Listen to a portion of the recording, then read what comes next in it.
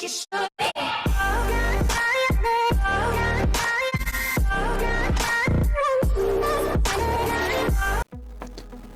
What is up, guys? It's Kioski here, and today we'll be talking about Ryzen Threadrippers, so let's get into it. So as we know, there are going to be three different models of the Ryzen Threadripper, those being the 1950X, the 1920X, and the 1900X.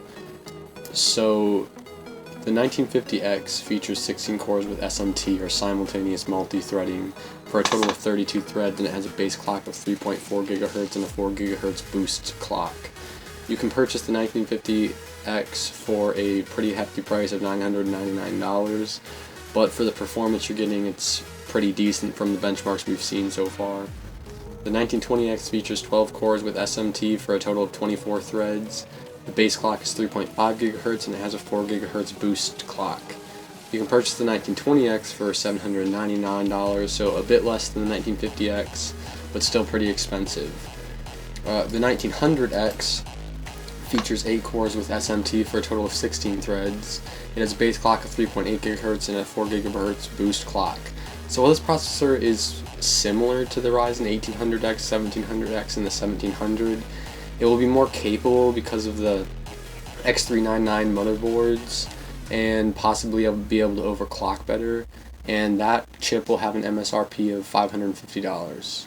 So all Threadripper chips will feature 64 PCIe lanes, which is quite a lot. It'll have support for quad-channel DDR4, it will be unlocked and ready to overclock out of the box.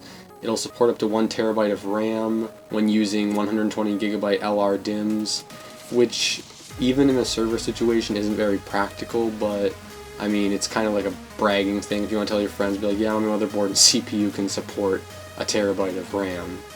Not really practical now, but yeah.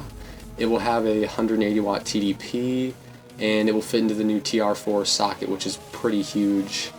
And yeah, the 1950X and 1920X are set to launch on August 10th, and the 1900X is set to launch on August 31st. So these processors are meant to compete with Intel's i9 series of chips, and as you can see in this Cinebench benchmark, the Threadripper CPUs do not disappoint, with even the 1920X beating out the i9-7900, which has an MSRP of $1,000, so the price of the 1950X. As compared to the 1920X's MSRP of only $799, and when compared to the 1950X, it is just night and day, and the 1950X does not disappoint either. In the description, I will have a link to Linus's video on the Alienware Area 51 Threadripper edition if you want to see some more benchmarks. So thank you guys so much for watching, and if you enjoyed this video, please be sure to subscribe. This is Kioski signing out. Peace.